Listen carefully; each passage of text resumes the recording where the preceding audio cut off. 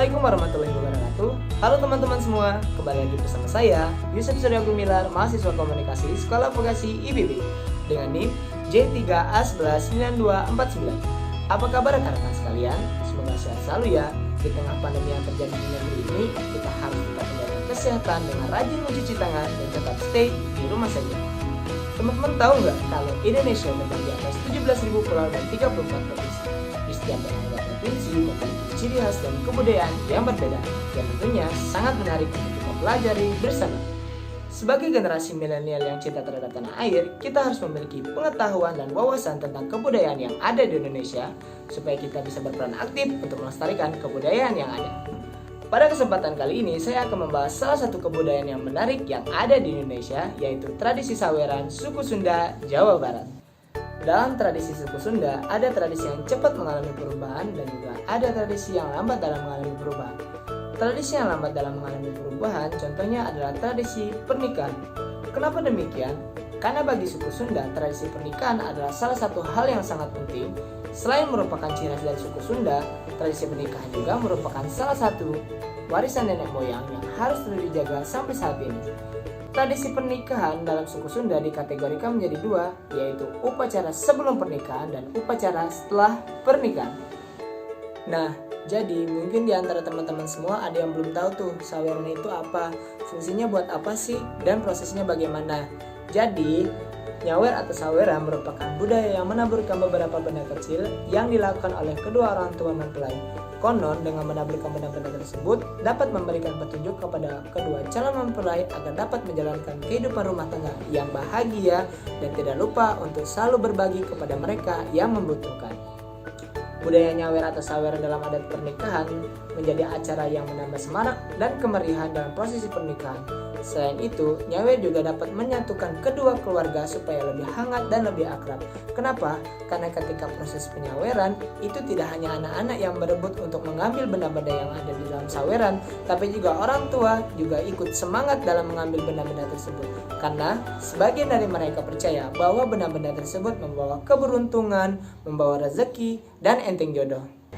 Sebelum masuk dalam prosesi saweran, pihak keluarga harus terlebih dahulu menyiapkan barang-barang yang dibutuhkan saat prosesi saweran. Konon katanya, barang-barang yang digunakan saat prosesi saweran merupakan simbol kewaspadaan dan sebagai lambang permohonan kepada Allah Subhanahu wa Ta'ala agar kedua mempelai selalu berada dalam lindungannya. Barang-barang tersebut adalah sebagai berikut. Yang pertama adalah payung. Pada saat prosesi nyawer atau saweran, kedua mempelai akan duduk di kursi dan dipayungi oleh payung yang telah dihias cantik. Payung tersebut memiliki gagang yang panjang dan dipegang oleh kedua sanak saudara. Konon payung ini merupakan simbol kewaspadaan dan sebagai lambang permohonan kepada Yang Maha Kuasa agar kedua mempelai selalu berada dalam lindungannya. Yang kedua adalah beras putih, merupakan simbol atau makna ketentraman dalam sebuah keluarga. Salah satu syaratnya adalah cadangan pangan yang aman. Yang ketiga adalah lepit, merupakan simbol sirih yang dilipat segitiga yang di dalamnya berisi kapur sirih, gambir, pinang, kapol, saga, dan tembakau. Lepit mempunyai makna kehidupan dalam rumah tangga harus terbuka baik suami terhadap istri maupun sebaliknya. Yang keempat, kunyit, merupakan simbol bumbu dapur yang berwarna kuning. Kuning adalah lambang dari emas. Maksudnya, agar rumah tangga calon pengantin dihargai oleh orang lain seperti kita yang menghargai mahalnya nilai emas. Yang kelima, uang logam. Makna uang logam adalah lambang dunia atau kekayaan. Hidup di dunia harus mempunyai semangat. Oleh karena itu, mencari kekayaan dalam wujud materi layaknya kita akan hidup di dunia untuk selamanya, serta menyiapkan bekal akhirat layaknya kita akan mati esok. Yang keenam adalah permen. Simbol atau makna permen umumnya rasa permen adalah manis. Oleh karena itu, dalam rumah tangga harus diwarnai oleh pemanis atau didasari keharmonisan keluarga yang luwes, tidak monoton, penuh inovasi, dan penuh cinta. Setelah pihak keluarga dan juru sawer menyiapkan barang-barang yang dibutuhkan saat prosesi saweran, selanjutnya pengantin dipersilakan untuk duduk di tempat yang sama dan disaksikan oleh kedua orang tua. Selanjutnya, Ki Juru Sawer menjelaskan terlebih dahulu makna dari saweran itu tersendiri. Sebelum upacara dimulai, Ki Juru Sawer memulai dengan berdoa terlebih dahulu supaya acara tersebut diberikan kemudahan dan kelancaran oleh Allah Subhanahu wa taala. Nah, pasti teman-teman penasaran kan akan proses penyaweran itu seperti apa? Daripada penasaran, yuk simak videonya. Mangga ayeuna urang ngalaksanakeun nyawer adat Sunda. Kalau yang tidak mengerti maaf aja ya. Mangga ayeuna urang dingawitan ku kidung. Nyuk cruk galureutik karuhun nutur lacak. Nenedak mah ka Maha Suci.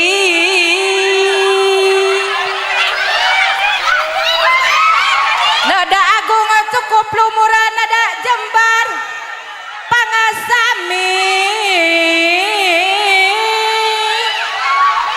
bilaya. Nah, mungkin di antara teman-teman sekalian setelah menyimak video tadi malah semakin bingung.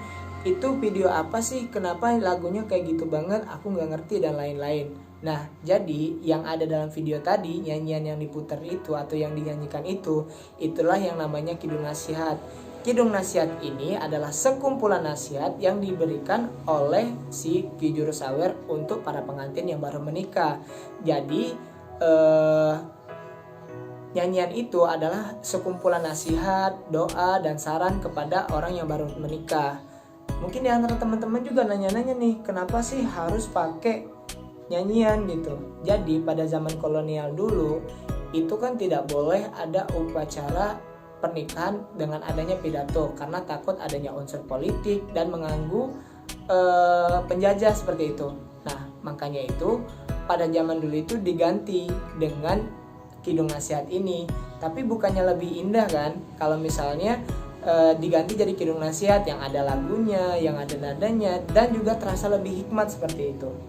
Ki Juru Sawer dan Nyi Juru Sawer secara bergantian melantunkan pantun secara macapat dalam tembang Asmarandana atau Kinanti. Jadi dia tuh kayak berbalas-balasan, mungkin kayak pantun tapi lebih ke nyanyian gitu.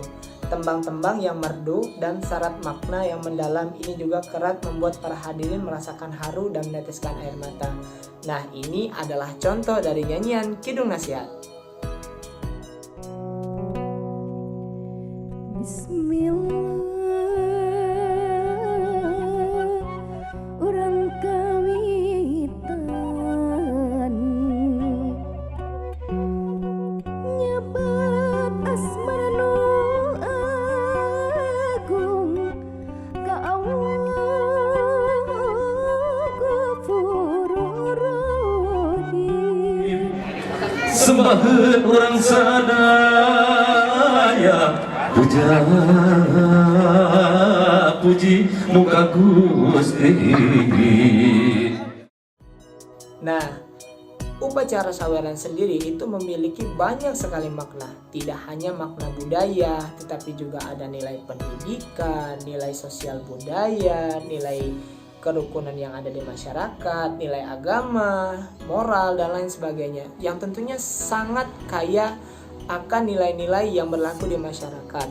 Upacara saweran memiliki makna yang begitu banyak di dalamnya, entah itu nilai kebudayaan, pendidikan, sosial budaya, aspek interaksi yang ada di masyarakat, menjunjung tinggi gotong royong yang ada di masyarakat, terkhusus pada Kidung Nasihat itu sendiri, karena memiliki banyak nasihat di namanya, sesuai dengan namanya Kidung Nasihat. Nah, dari penjelasan tadi kita dapat tarik kesimpulan bahwa Indonesia begitu kaya akan budaya. Budaya tak hanya memberikan warna dan keberagaman di Indonesia, tetapi juga budaya memiliki nilai yang lebih dari itu. Entah itu nilai pendidikan, kesetiaan, dan cinta terhadap tanah air.